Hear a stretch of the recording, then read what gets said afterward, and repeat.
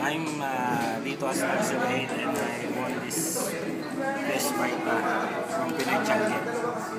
So, Sir Vita Asnar, how are you today? Fight naman, okay lang. Okay na, okay. And so, how was it bidding sa Pinoy Champion? Actually, masaya na exciting. Siya. So, how did you know Pinoy Champion? Kasi nung una nag-search ako para sa mga gadget, para nga sa anak ko, bibili ako.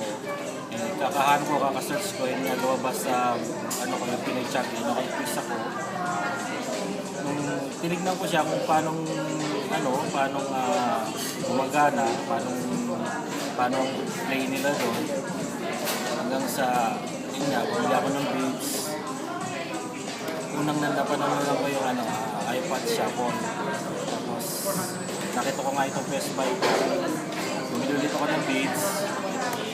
Panalo naman ko eh. Okay.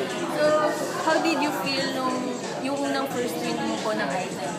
Siyempre masaya kasi nakuha ko lang yung item na for 2 pesos only. 2 pesos plus.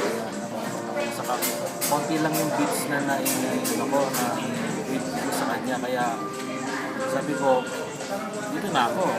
Dito nakuha ko yung item ng mama eh.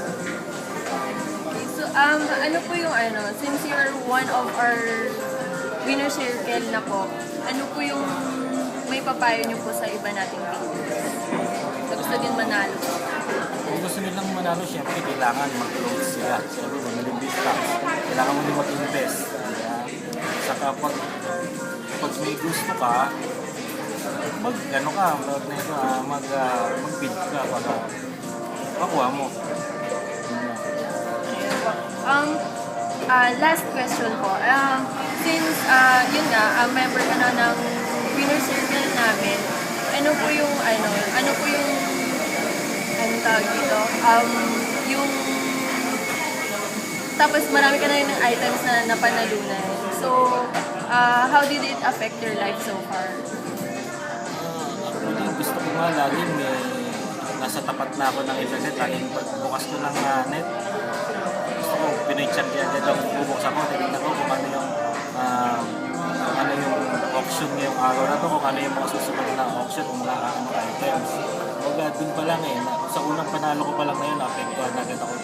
Gusto ko bukas pagising ko sa umaga, titignan ko agad kung ano yung item, kung ano yung mga auction ngayong araw na to. Okay, so thank you po, Miss Lita Asnar.